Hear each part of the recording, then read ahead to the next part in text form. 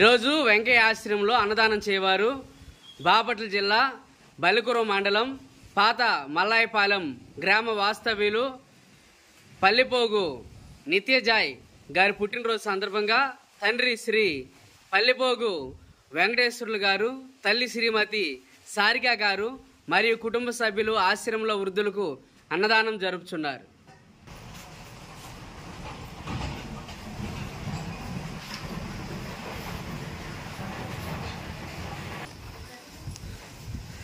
ఈరోజు నిత్యజాయ్ పుట్టినరోజు సందర్భంగా వారి తండ్రి శ్రీ పల్లిపోగు వెంకటేశ్వర్లు గారు, తల్లి శ్రీమతి సారిక గారు ఆశ్రమంలో వృద్ధులకు అన్నదానం జరుపుచున్నారు. అన్నదాత అన్నదాత అన్నదాత